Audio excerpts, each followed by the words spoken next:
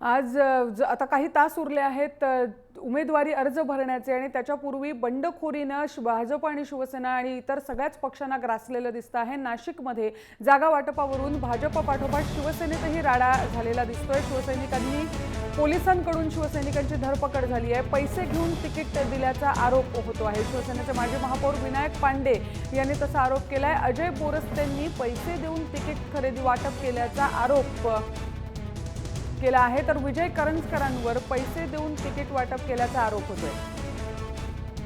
नाशिकहून किरण गोटूर आपले प्रतिनिधी आपल्याबरोबर आहेत। किरण, खरं तर सगळ्याच पक्षांना बंडखोरीचा आज हा त्रास सहन करावा लागतोय, पण नाशिकमध्ये कार्यकर्त्यांमध्ये हाणामारी पण झाली आहे। शिवसेना आणि भाजप दोन्हीकडे बंडखोरी मोठ्या प्रमाणात पाहायला मिळते आहे।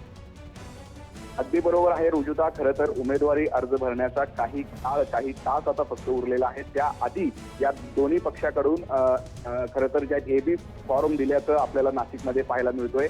नेमकं काही ज्या इच्छुकांच्या आणि काही निष्ठावंत कार्यकर्त्यांच्या भाजप आणि शिवसेनेने तिकीट कापल्याचा आरोप करत भाजपातले कार्यकर्ते आणि शिवसेनेतले कार्यकर्ते हे दोन्ही कार्यकर्ते खरं तर जे आहेत राडा घातल्याचं आपल्याला नाशिकमध्ये पाहायला मिळतोय।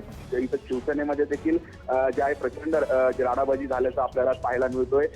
जे शिवसेनेचे माजी महापौर आहेत विनायक पांडे, या विनायक पांड्यांच्या मुलाचं तिकीट कापल्याचं राग खरं तर जे आहे विनायक पांड्यांना आला आणि त्यांचे कार्यकर्त्यांनी इथे गोंधळ घातल्याचं आपल्याला पाहायला मिळतोय। या सगळ्या गोंधळानंतर पोलीस बंदोबस्त वाढवण्यात आलेला आहे आणि काही शिवसैनिकांची धरपकड देखील पोलिसांनी केलेली आहे।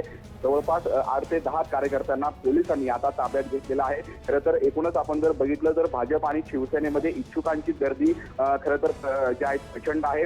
या सगळ्या प्रकरणानंतर या दोन्ही पक्षातले नेत्यांना आता बंडखोरीचा फटका या दोन्ही पक्षांना जे आहेत आपल्याला बसल्याचं पाहायला मिळतोय। बरोबर किरण, धन्यवाद या माहितीसाठी।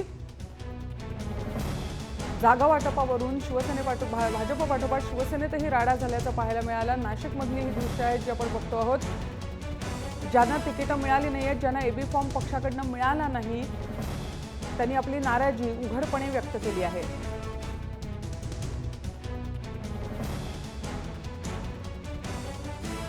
तिकीट वाटपामध्ये पैसे देऊन ही तिकीट वाटप झाल्याचा आरोप आपल्याच पक्षाच्या नेत्यांवरती होतो आहे।